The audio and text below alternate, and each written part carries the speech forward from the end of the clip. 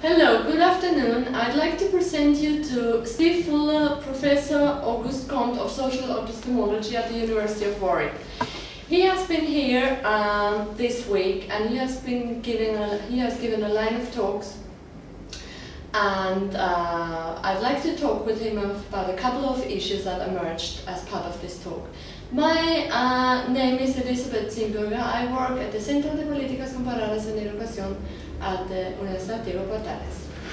Hi, Steve. Hi.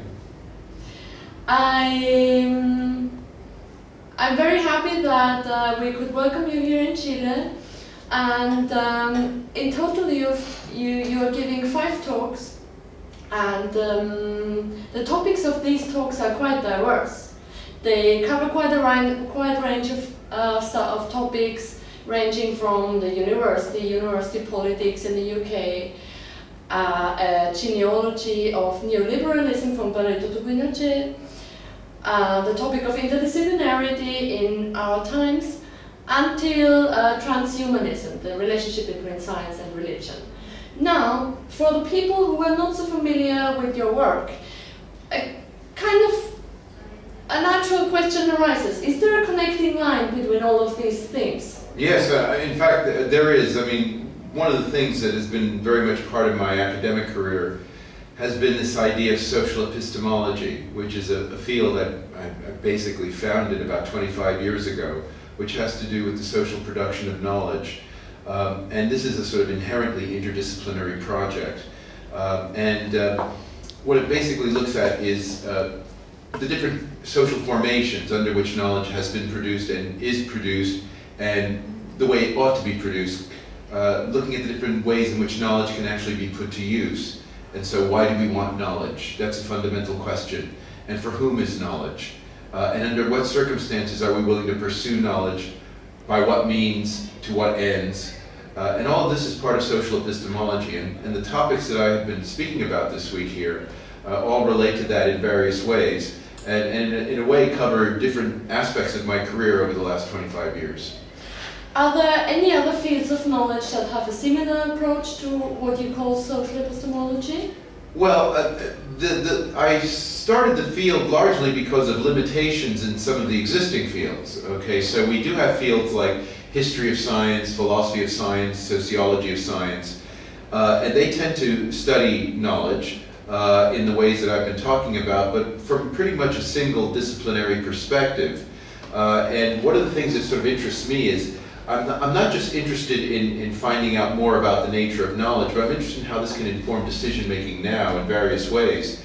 And so that's one reason why, if you look at the topics of the talks that I'm giving here, I'm talking about the university, which is an issue very much of policy concern now to a lot of people. I'm looking at neoliberalism, which is a very interesting kind of form of knowledge in terms of its influence on politics and economics. And looking at interdisciplinarity, because in a sense, this has something to say about the way in which knowledge is organized. Knowledge is traditionally discipline-based, and so interdisciplinarity and transdisciplinarity challenges those assumptions. And then finally, humanity, the nature of humanity in the future, humanity 2.0 as I call it in my most recent book.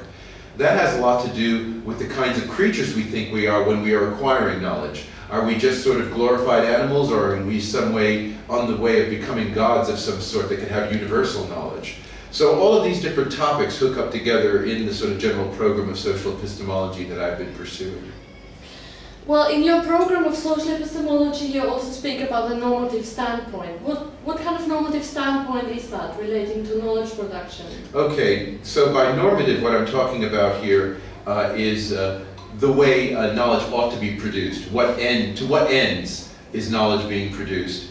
And for whom is knowledge being produced? So these are questions that are, you might say, on the border between morality and ethics and politics on the one hand, but on the other hand also what in philosophy is called epistemology and metaphysics, namely what is the nature of knowledge as such. Here the normative questions arise for lots of different reasons, actually. One of them having to do with a basic kind of practical point of economics, namely we have limited resources with which to pursue knowledge. So we can't, in a way, explore everything as much as we would like. And also we know that knowledge has different impacts on different people.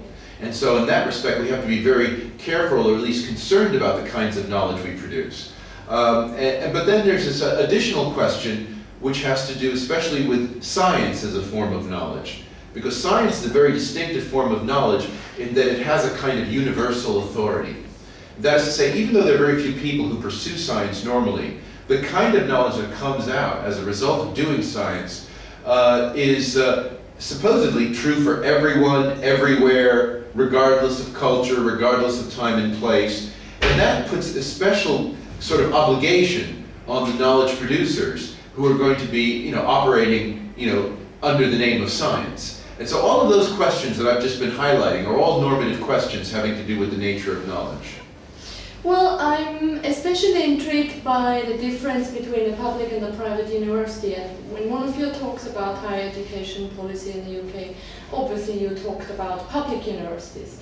So when we related that to the question of the normativity of the production of knowledge, what would that look like in a country like Chile that is mostly dominated by private universities? Well, I think the first point that needs to be made is that if we are talking about knowledge in the sort of classical sense that universities have produced it, it's been knowledge as a public good, which is to say that it's knowledge that is made available and is relevant to more than just the people producing or funding it.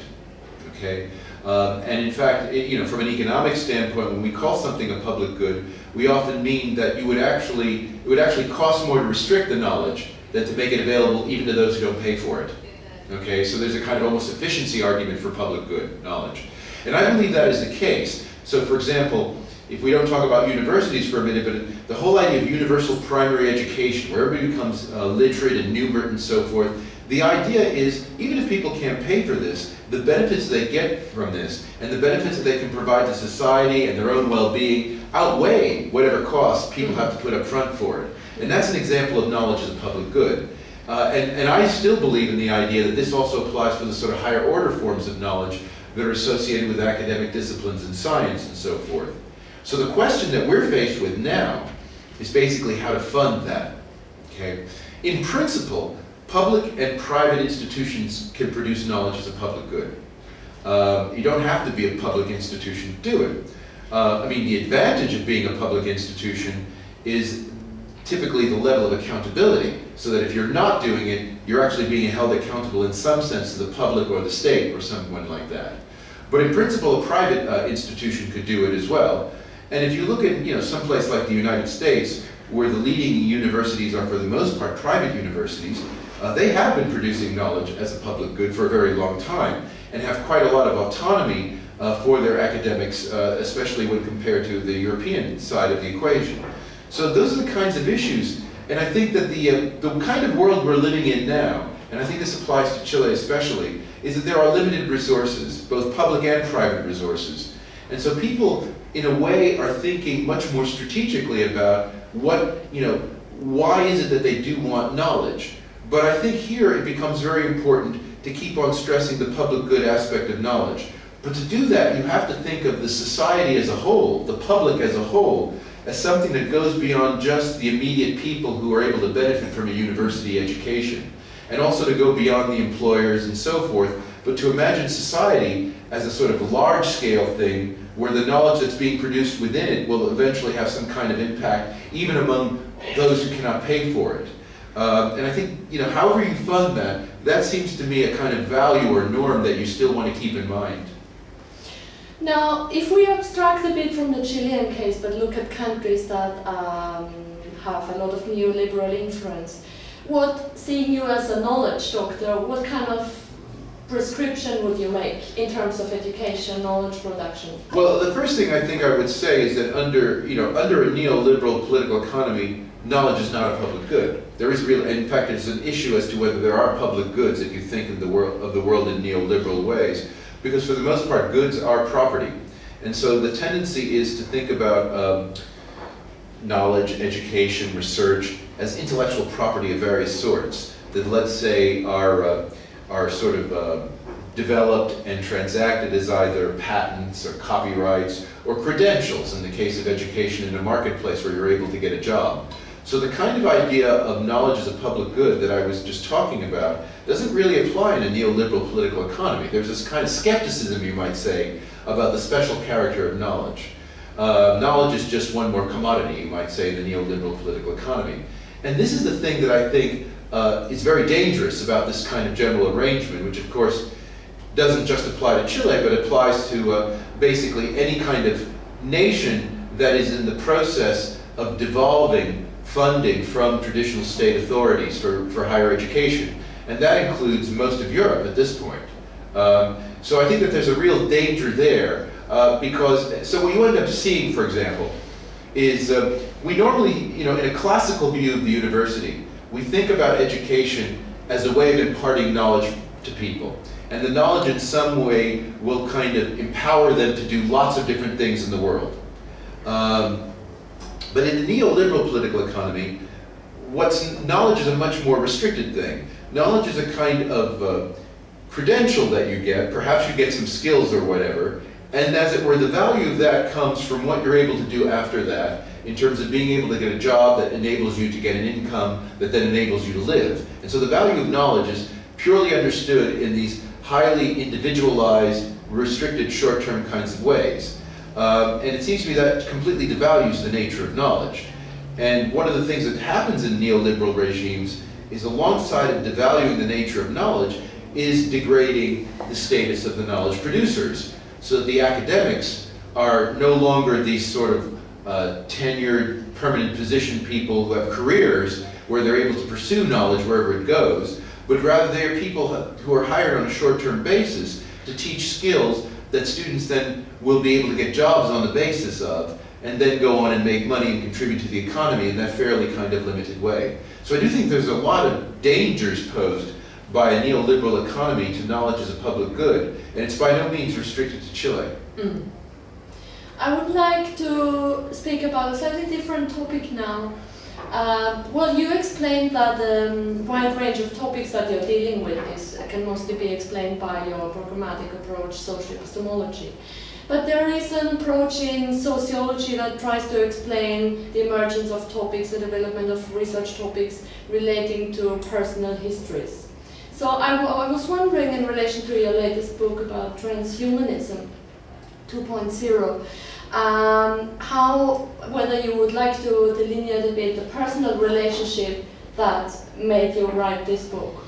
Well, one thing I think is very important here is the nature of the book is in a way showing how the nature of humanity is being challenged in a way bringing back a very traditional question in a very modern guise. And that has to do with the nature of the human, where we're poised between God and animal. In this case, traditionally, one has thought about this between the sacred and the secular, or the sacred and the pagan realm.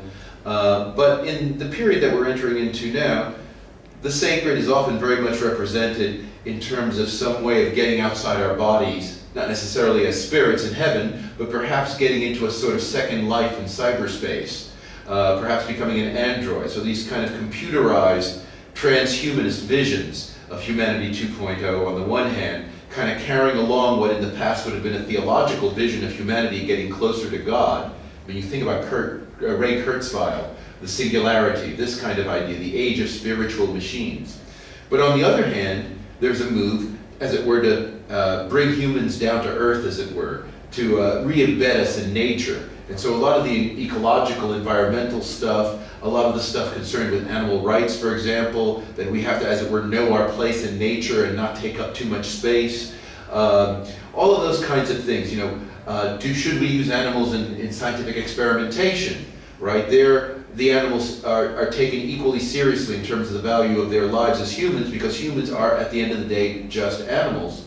Now that kind of split that we see being reinvented now, and I think has quite a lot of vividness, especially for younger people, because you have a lot of young people who just spend most of their time in cyberspace on the one hand, and another bunch of young people who are environmental activists and very concerned about animals and the rest, right? That is actually a very kind of old dispute that goes back to the kinds of issues that I had to deal with as someone who actually has a theological background. I mean, I was trained by the Jesuits I went to Regis High School, which is an all-scholarship Jesuit high school in New York City, and in fact went to Jesuit schools until I went to university at Columbia. You know, in the time that I was studying with the Jesuits, theology was my best subject, and the whole theme of the discussion around the nature of the human was the struggle between the godlike character of the human, our minds, our spirit on the one hand, and the animal side of the human, and that being human in some sense was some kind of delicate balance between the two. And so this is a very sort of vivid idea for me, and I'm one who believes that what we call the Enlightenment, and what we normally see as kind of the secularization of the world, where we talk about the prominence of reason and science and modernity and progress and all of that stuff. I don't see that as anti-theological, but as it were secular theology. In other words, carrying on that side of the message, but without needing the church. Often having the state do it, in fact, and having science stand for the church in many cases. You mentioned earlier that I'm the Auguste Comte professor of social epistemology. Well, that's why, right? It's that issue, right? Namely that there's a sense in which that whole modern way of looking at the world is, in a way, a sort of transformation, not an elimination, of this kind of theological vision. But of course, you know, there was always this idea that humans are just animals, and that, you know, religion is just bunk, and if you're not opposed to religion or theology, you maybe should ignore it in some way. And so there's this whole classical kind of tradition, which we actually see in the modern period. Montaigne, for example, the Epicureans, you know, these are people who believe that the point of life is to maximize pleasure and minimize pain, right? That there is actually there's no larger good, there's just the good of survival and being able to live a good life among other creatures that are trying to do the same thing. And so you live in a kind of symbiotic, ecologically sustainable world. This is a very ancient idea, and it basically involves no gods, no higher order, no larger struggle, nothing of that sort. And that's that is the issue that's always been within Christian theology, within the theology of the Abrahamic religions. You could almost tell the entire history of the West as a kind of struggle or conflict between these two ideas, which now, with Humanity 2.0, is taking on its latest form. And I think someone like myself, who does have a kind of theological background, can kind of see this really clearly in the way in which I think people who don't quite get it. They kind of often see the computer stuff as weird or just some sort of strange, radically new development, whereas it's in fact a continuation of this search for some way of getting beyond our bodies to where we ought to be to fully realize who we are. Given that, relating to that topic, and now I'm coming to my final question, given that Chile is a quite Catholic country, how would you relate that topic of science and religion to each other, and what recommendations would you make? Because there could also be some disadvantages in that relationship. Well, this is a very tricky question, especially, I mean, the United States has been dealing with this question on a regular basis. I mean, I think you basically have two lines on this, and the Catholic Church has clearly taken one of them. The one line, which I do associate with the Catholic Church, is to say that there's a sense in which science and religion are separate but equal. Okay, what that means is they don't conflict with each other because they're really about different things, right? Religion is about a spiritual realm, and science is about a material realm, and they coexist, and in a way, the distinction kind of represents what human beings are. We are these two kind of ultimately unresolved but coexistent kind of beings. This was in fact how the Church made its peace with Darwin, and so we do have, for example, very strong within the Catholic Church, theistic evolutionists, right? People who believe the Darwin story, but then say, God did it. Right, so you have the moment of religion and the moment of science, and they sit right next to each other, and there's no conflict. Okay, I don't hold that view. I hold a view that is a much more engaged view with regard to science and religion, which is to say, you see, science isn't just about how the world is. Okay, I mean, the Catholic view that I just was describing before, where the theistic evolutionists come from, make a very strong distinction between how the world is the way it is and why the world is the way it is. And so theology deals with the why and science deals with the how. I actually think that the more you learn about how the world is, you get a sense of why it's there, and why you think it's there ends up shaping how you go about finding out about it and the kinds of things you do find out about it. So I actually don't think those questions can be so clearly separated. But that is, of course, where the conflict between science and religion comes in. Because I believe that they should be mutually shaping, but mutually shaping, which means that each shapes the other. It's not just that religion shapes science or that science shapes religion, but they each shape each other, and that might be the most controversial position of them all. Because you can imagine people who believe religion should be shaping science, and others who believe that science should be shaping religion, but to have the two mutually interact. That's actually the position I hold. Because I do think the reason why we pursue science as vigorously as we have into areas that have no direct relationship to everyday life, right? We're very concerned about the cosmos, we're very concerned about very small things, we spend a lot of money on this, we even end up coming up with things like nuclear energy, which we never would have come up with had we not been interested in the ultimate nature of the atom, yet nuclear energy may end up blowing up the world, okay? Why do we do that, and why do we place such value on it? Well, it seems to me the answer is quite clear. It's not because we want to survive as animals, but it's because we think we're somehow entitled and empowered to be able to understand the nature of everything. Okay, and that's the godlike capacity of human beings coming out. That is what motivates science. Because the day you stop believing that human beings are special, in the sense that we can actually come to know everything in principle, it doesn't make sense to pursue physics or any of these big subjects that take us far afield from the way in which people operate in everyday life, and often put us at considerable risk as a species.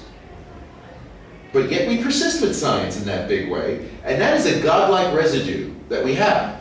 And I actually think that were we to get rid of that, I think that would completely change the face of science, because it would be very hard to justify at a purely practical level of costs and benefits of pursuing most of the stuff that we have regarded as most valuable about science. We would be, of course, doing technology and practical science. We would be doing ecologically sustainable science. That we would be doing. But we wouldn't be doing the big projects that, in fact, have provided a kind of signature for us as a species.